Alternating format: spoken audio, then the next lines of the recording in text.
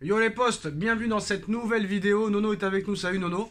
Salut Sacha. Alors Nono, on va parler un petit peu de Christophe Galtier et du projet de jeu qui va le mettre en place au Paris Saint-Germain. Alors Galtier pourrait aligner une défense avec 3 défenseurs centraux, escorté de 2 latéraux dans un registre modulable, alors que lui, que ce soit à l'AS Saint-Etienne ou au LOSC ou à Nice, a toujours joué en 4-4-2 ou en 4-3-3. Est-ce que déjà Luis Campos lui impose sa loi? Ça veut dire que déjà le mec, à peine arrivé, il n'a pas déjà les mains libres, hein. Ouais, ben je pense que c'est le projet de Campos. Campos veut qu'on joue comme ça, donc Galtier va obéir, mais je pense qu'il peut s'adapter aussi. Alors comment ça va se passer alors?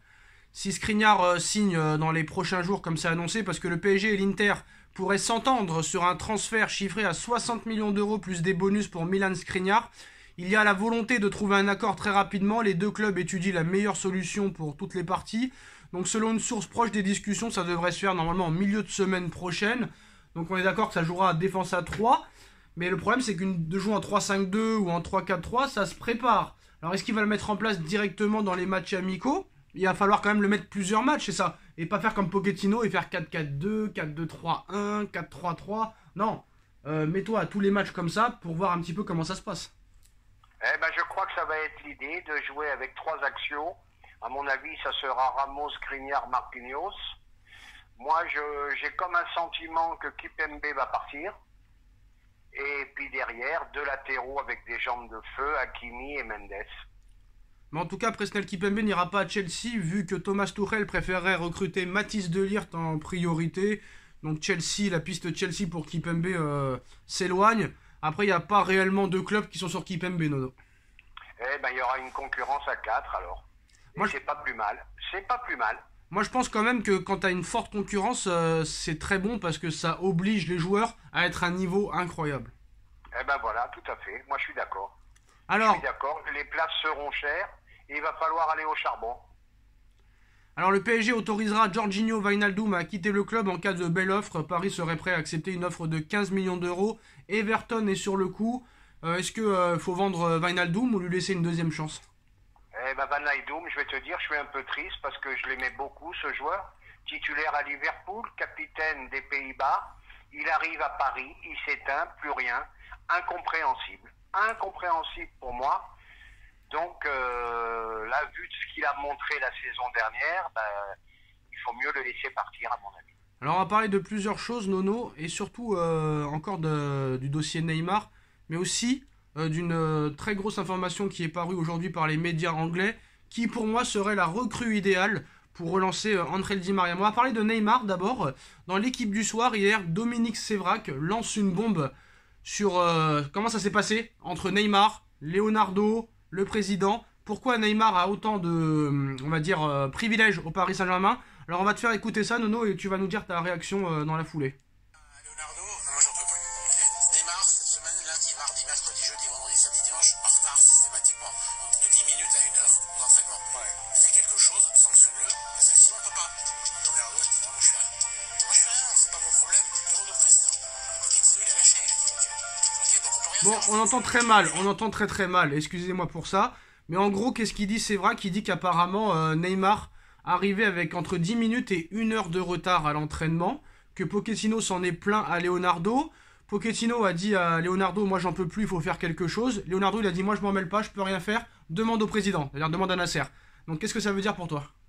Eh ben, c'est là que tu vois que c'était vraiment le bordel dans ce club. Il paraît qu'il est même arrivé quelquefois sous à l'entraînement. Donc je comprends pas qu'il y ait eu aucune réaction au niveau de la direction. Bon bah tant mieux, il se réveille cette année. Tu te trompes, Nono, tu te trompes. Ce n'était pas le bordel, c'est le bordel. C'est pas pareil. Eh ben voilà. C'est le bordel, parce que toi tu crois que tout est réglé parce qu'ils ont changé de coach et de directeur sportif?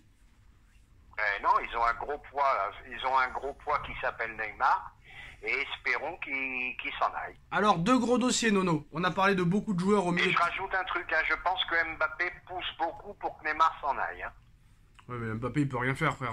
Si Neymar il veut pas partir, tout Mbappé qu'il est, il pourra rien faire, hein. Qu'il se calme. Je suis d'accord, je suis d'accord. Ça y est, parce que le mec, il a sa photo à Times Square, ça y est, le mec, non, calme-toi. Même lui, je trouve que... De toute façon, il avait dit que c'était fake, hein, quand le Parisien avait dit, il y a quelques semaines, que le PSG voulait 14 départs, dont celui de Neymar. Il avait répondu directement Mbappé fake. Donc il est très mesuré, il est très intelligent. Il a 23 ans. Hein. Il a 23 ans. Bon, Nono, The Telegraph aujourd'hui lance 2 bombes. Mohamed Salah est à vendre. Les Reds ne veulent pas le voir partir, mais lui ne veut pas prolonger. Il serait prêt à s'en séparer contre 70 millions d'euros cet été. Moi, je vais vous dire la vérité, honnêtement, dribbleur hors pair, buteur hors pair, passeur hors pair. Rapidité incroyable, gros physique, il redéfend. J'ai envie de te dire, c'est la piste idéale, très clairement idéale pour remplacer Di Maria. Ah ben moi, je vais plus loin que toi. Si cette information est exacte, mais il faut foncer dessus. Il faut se donner tous les espoirs pour le prendre. Parce qu'à 70 Mo Salah, tu peux négocier, tu peux tomber à 60, mais là, il faut y aller. Joueur exemplaire, travailleur, comme tu as dit, dribbleur hors pair, buteur, joueur complet, magnifique. En plus, ce qui est bien, c'est qu'il ne jouera pas la Coupe du Monde avec l'Égypte, donc il sera à 100% avec le Paris Saint-Germain. Moi, honnêtement, j'ai fait une vidéo sur ma chaîne, allez la voir, où je détaille tout un petit peu les critères et les qualités de Mo Salah, qui est pour moi la priorité, franchement, pour remplacer Di Maria. Et honnêtement, au lieu de mettre 60 millions d'euros sur Skriniar, j'aurais gardé l'argent pour mettre sur Mo Salah. Qu'est-ce que t'en penses, Nono? Mais le problème, je suis d'accord avec toi, mais je pense qu'on a de gros besoins défensifs. En attaque, tant bien que mal, on a ce qu'il faut. Mais Mo Salah, faut y aller. Si tu veux dire que t'as des gros besoins à la récupération et au milieu de terrain, tu veux dire? Et j'attends toujours les signatures au milieu, bien sûr. Non, mais tu dis on a des gros besoins en défense, surtout au milieu de terrain, t'as des gros besoins. Surtout. Mais on a des besoins partout, en défense, au milieu de terrain. Surtout au milieu de terrain, qui est un problème depuis des années. Hein. Ah bah ça, on le sait. Hein. Alors, bon, aujourd'hui en Angleterre aussi, on annonce une autre info. Bah, le PSG discuterait avec N'Golo Kanté, Nono, même si N'Golo Kanté a refusé 5 fois le Paris Saint-Germain au cours de sa carrière. Bah, ça pourrait être la bonne cet été.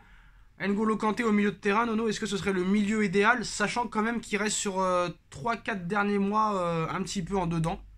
Qu'est-ce que t'en penses? Eh ben pour moi, c'est trop tard. Voilà. pour moi, N'Golo Kanté commence à baisser. Souvent blessé. Je pense qu'il n'y a plus trop de carburant. Non. Il fallait le faire avant, N'Golo. Le problème avec les gens qui jugent un joueur, vous dites toujours trop blessé. Mais ils se blessent tous. Donc il va bien falloir que tu prennes un joueur ou deux à un moment donné et prendre une décision. Hein. Ah ben je suis d'accord avec toi, mais je trouve que N'Golo Kanté, c'est plus le même cette année. D'accord. C'est plus le même. Parce que Verratti se blesse jamais lui.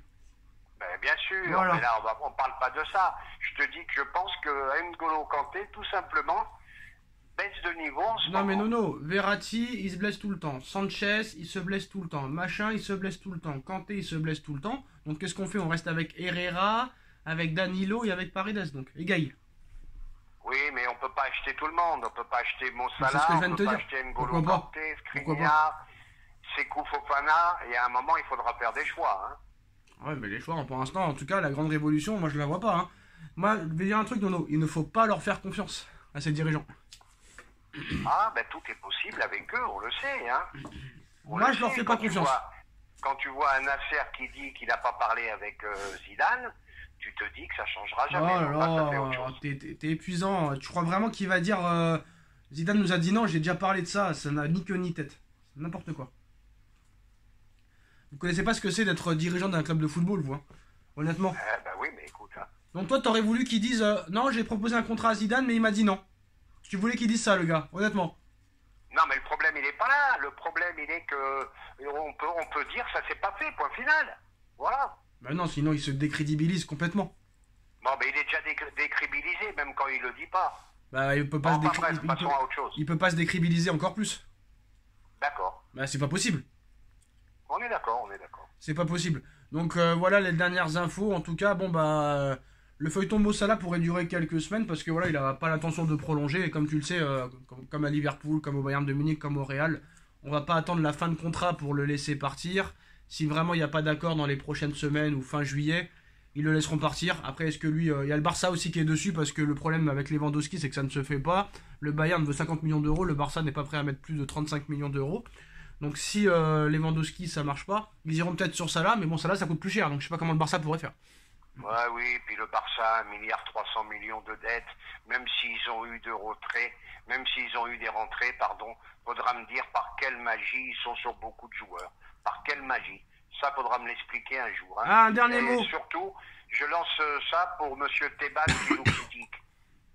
Non, mais Tebas, Nasser, il a dit, je le connais même pas. Donc ça sert à rien de parler. Moi, je le connais et je lui dis, ben, occupe-toi du Barça qui est surendetté. Bon, Nono, Simons en fin de contrat dans 5 jours. Le PSV Eindhoven pense à Xavi Simons. Moi, franchement, je suis désolé, Nono, mais tout le monde dit c'est un crack, c'est un crack. S'il a pas joué, c'est que c'est pas un gros crack. Voilà, faut arrêter. Et il y a personne qui est dessus. C'est un bon joueur, mais c'est pas un crack. Il y a personne qui est dessus. Il y a personne qui est dessus. Le Barça l'a jeté. Ils l'ont pas récupéré. Il y a personne qui est dessus. Et je suis désolé, même si Pochettino c'est un mauvais, incompétent, nullard, catastrophique, si vraiment il l'a pas fait jouer, c'est que le gars il voyait qu'il était pas bon. Donc à un moment donné, même stop. Pour lui, il faut mieux qu'il parte. Si il y a le Portugais qui arrive, si Fofana arrive, Verratti, il jouera jamais. Il jouera jamais. Et ben voilà les postos, c'est la fin de cette vidéo. Dites-moi en commentaire ce que vous en pensez. On like, on partage, on commente, on s'abonne. Et on se retrouve très vite pour une nouvelle vidéo. Salut à tous, salut Nono. Tchuss. Salut Sacha, tchuss.